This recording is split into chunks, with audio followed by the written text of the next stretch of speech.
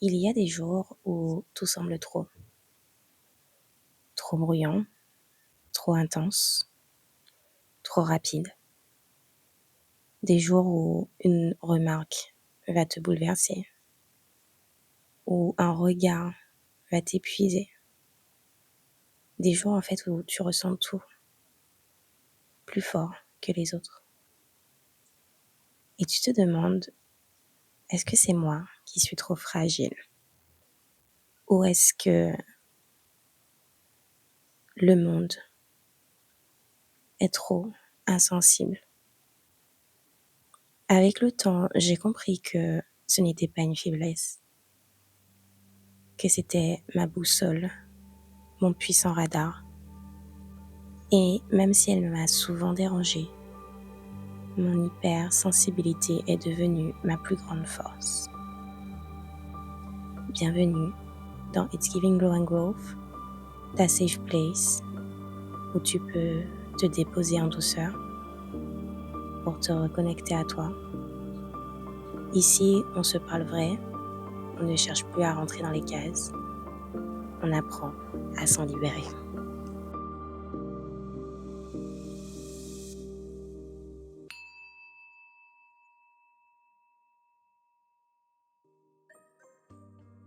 Dans cet épisode, je t'invite à explorer un sujet aussi subtil que puissant. Tu l'auras compris, on parlera de l'hypersensibilité. On va d'abord apprendre à mieux la comprendre, à voir comment elle se manifeste dans ton corps, dans ta tête, dans tes émotions, dans tes relations aussi. On verra comment tu peux l'identifier, l'observer et surtout ne plus la confondre avec de la fragilité. Ensuite, on ira explorer ce qui se passe quand tu ne l'écoutes pas, quand tu la nies, quand tu la rejettes, les effets que cela peut avoir sur ta confiance, ton énergie, ton rapport aux autres, au monde, mais surtout comment y remédier avec des clés concrètes. Et enfin, on parlera de ce qui se passe quand tu cesses de lutter contre ta sensibilité, quand tu l'apprivoises, quand tu la transformes en force d'ancrage, de connexion et surtout d'intuition. Parce que oui, l'hypersensibilité peut devenir un vrai pouvoir, une lumière qui guide au lieu de t'aveugler. Être hypersensible, ce n'est pas être fragile, c'est percevoir le monde avec plus d'intensité. Très tôt, je me suis sentie différente. Je sentais que j'absorbais tout. Les silences, les regards, les ambiances. Et il m'arrivait de pleurer pour des choses que personne ne remarquait. Selon la psychologue Hélène Aron, qui d'ailleurs est une psychologue qui a démocratisé le terme de l'hypersensibilité, dans ce monde, nous sommes environ 15 à 20% à être concernés. Mais ce n'est ni une maladie, ni un trouble. En réalité, c'est un trait de personnalité. C'est une singularité précieuse. Une hyperprésence au monde, à tout ce qui n'est pas visible pour l'œil. C'est une capacité accrue à percevoir les informations sensorielles, cognitives et intuitives aussi. Cela veut dire que tu as une réaction émotionnelle plus forte, une capacité aussi à percevoir les subtilités de l'environnement, une tendance à la surstimulation et un sens de l'empathie très développé. Comment tu fais pour la reconnaître? Tu pleures facilement, que ça soit face à de la beauté ou à de l'injustice. Tu as besoin de moments seuls pour redescendre. Les bruits, les conflits ou les foules peuvent t'épuiser. Tu ressens les émotions des autres comme si c'était les tiennes. C'est dans le corps de tout le monde en fait. Tu analyses tout et tu analyses parfois même trop. Et je peux te dire aujourd'hui que j'ai souvent été jugée par rapport à ça. Donc forcément à un moment de ma vie, j'ai cru que je n'étais pas normale. Ou disons les termes, j'ai cru que j'étais quelqu'un de faible. Mais en réalité, c'était une forme d'intelligence émotionnelle, non guidée. Quand on n'a pas conscience ou qu'on ne comprend pas son hypersensibilité, on la subit, clairement, on se perd dans une lutte intérieure silencieuse. Et donc, on essaie de se protéger à sa façon parce que tout pousse à croire qu'on est cassé, alors qu'en réalité, on est juste mal ajusté. Sans conscience de ces traits, tu t'épuises à vouloir plaire pour éviter le rejet.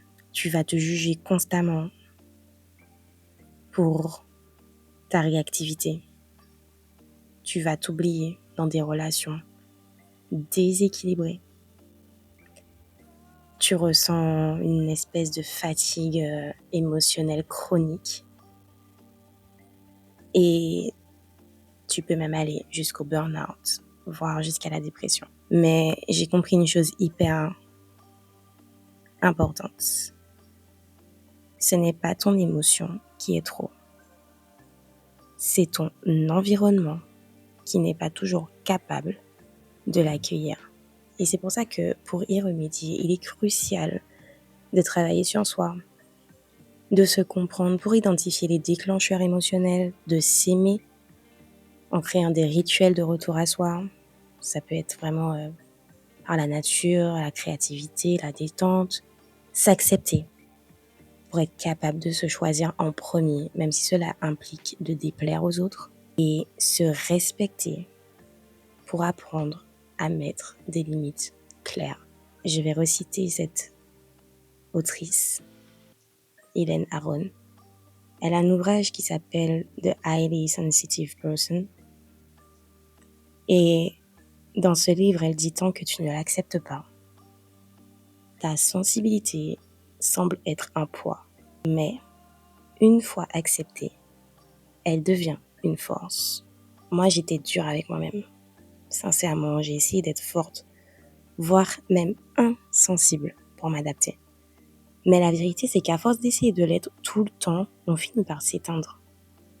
La magie, elle commence quand tu arrêtes de rejeter ce que tu ressens et que tu commences à faire alliance avec ta sensibilité. Quand tu l'embrasses pleinement, que tu choisis de rester sensible pour te respecter. Quand j'ai compris que cette sensibilité était une boussole, tout a changé. Je l'ai vue comme un don, pas comme un fardeau. Elle m'a guidée vers ma créativité, ma guérison, ma mission. Tu y gagnes une capacité de conscience et de présence hyper rare. Tu as une perception fine des besoins, des non-dits, une créativité profonde, une force intérieure douce mais tenace. Et par-dessus tout, ton empathie puissante peut guérir, relier et inspirer les autres. Ma psy dit que les hypersensibles ont souvent des qualités de thérapeute. Ça me fait rire. Des qualités de créateur, de leader, intuitif. Mais qu'ils brillent à une seule condition. C'est celle de cesser de se nier. Et qu'ils s'autorisent à être entiers. Et en vrai, je suis hyper émue quand je lis les messages que je reçois par rapport à ce podcast et que ces adjectifs peuvent ressortir. Parce que même si j'ai conscience du chemin parcouru, même si j'ai conscience que c'est le résultat de mon travail, toi qui m'écoutes, tu me donnes ton attention, ta confiance.